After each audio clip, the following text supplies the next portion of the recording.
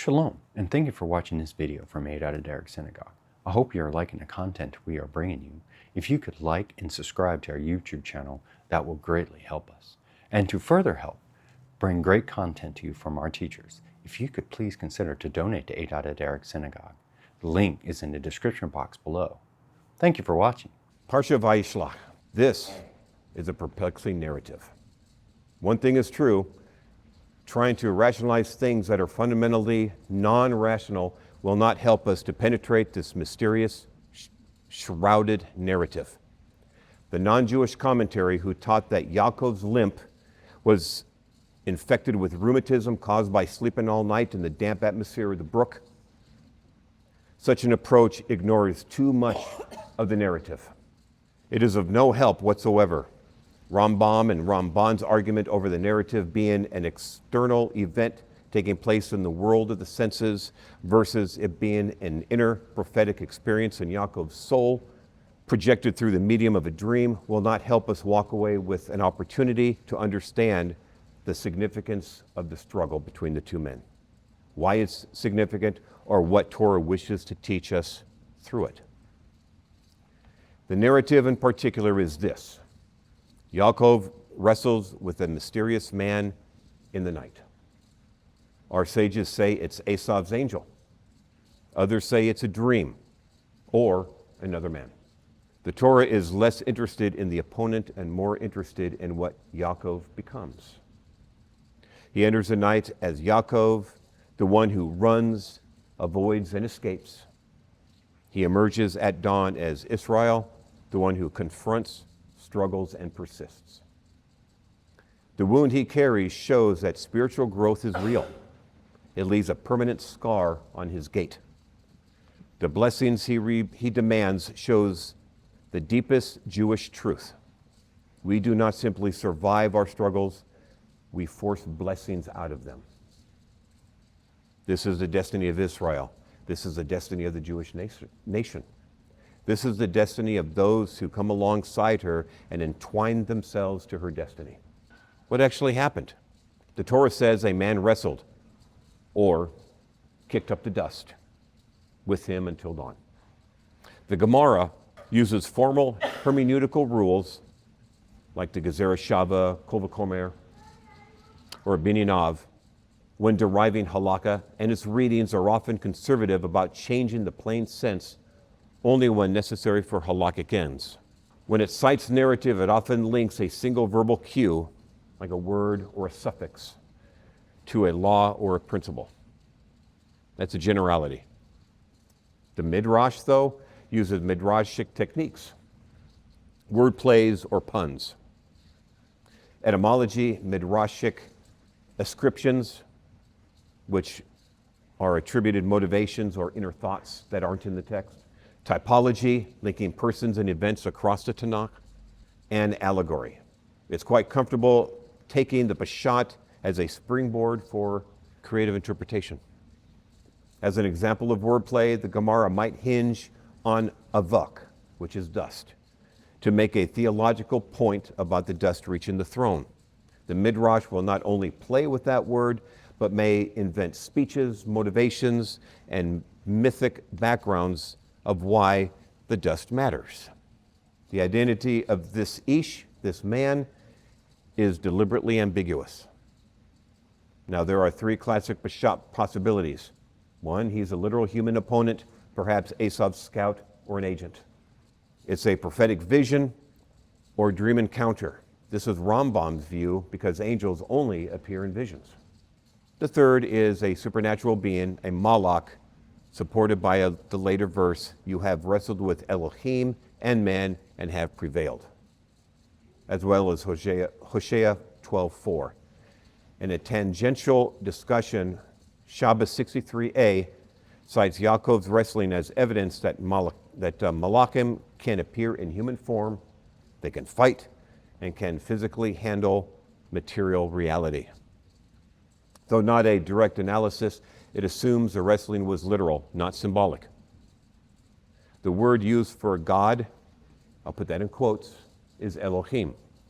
The commentaries disagree whether the word in this instance bears a holy meaning, in other words, divine, as in referencing the Almighty, or a mundane one referring to a powerful individual other than God, such as a Malach, or a very strong or very powerful or very influential individual.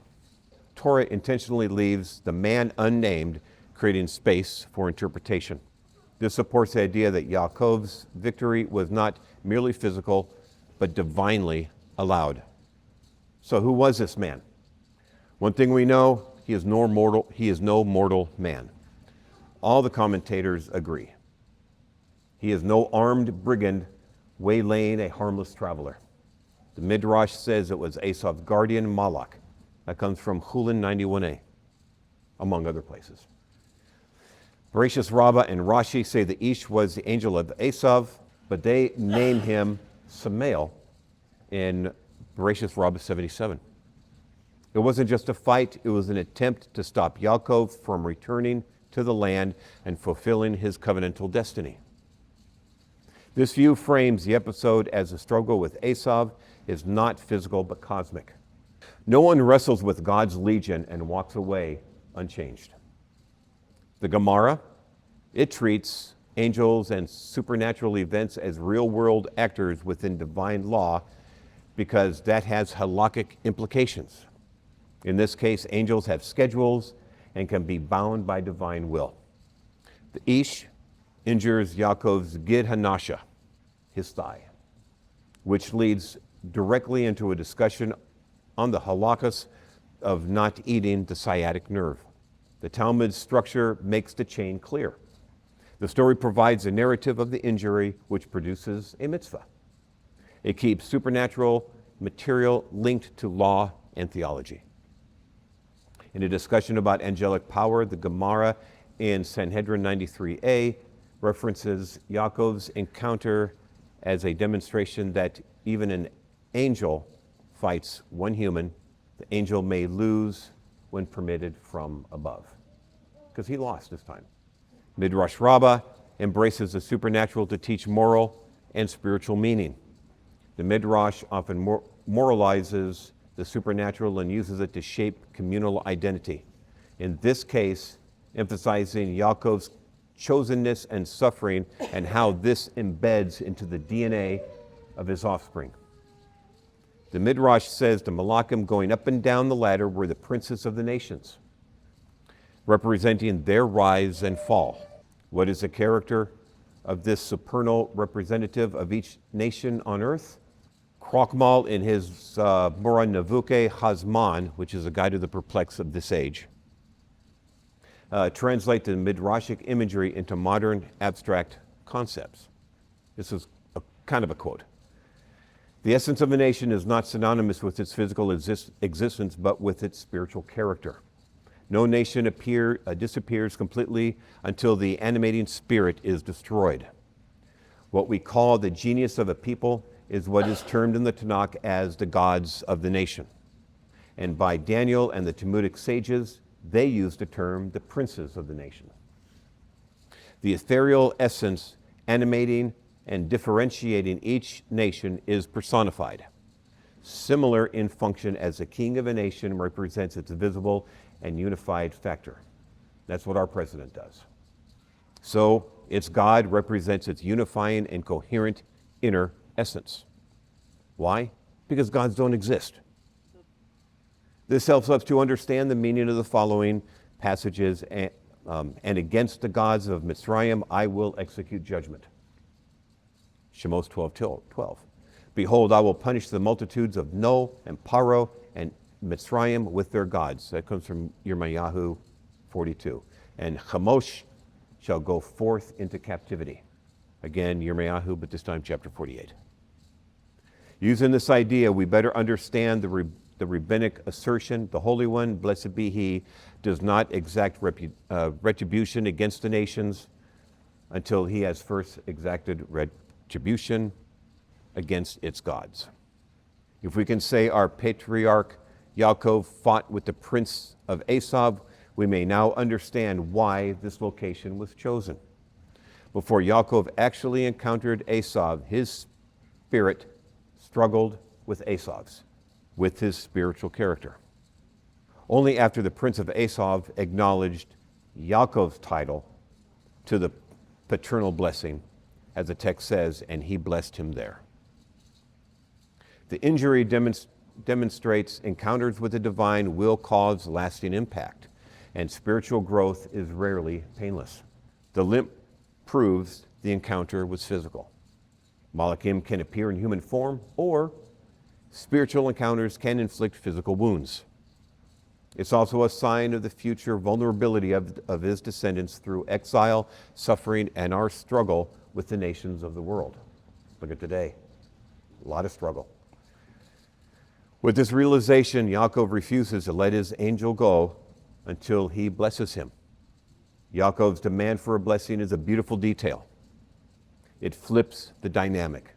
First, Yaakov is being attacked at night during a time clouded with uncertainty and vulnerability.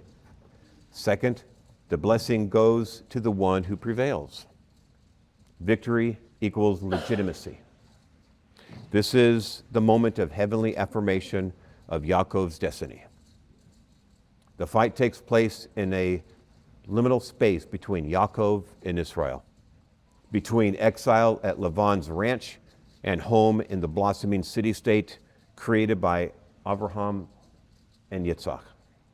By morning, he's in control with clarity, a new identity, and a new chapter. Yaakov's tenacity to force a blessing out of adversity becomes a model for Jewish persistence. At this moment, Israel is not the peaceful one. Instead, he engages, questions, resists, and persists. Rich in psychological detail, Midrash Rabbah considers Yaakov's fear, motives, pre-flight prayers, internal doubts, and post-flight transformation. The Midrash supplies context. Maybe Yaakov feared Esav, maybe he wrestled with his conscience. These enrich moral lessons. That's what the Midrash does.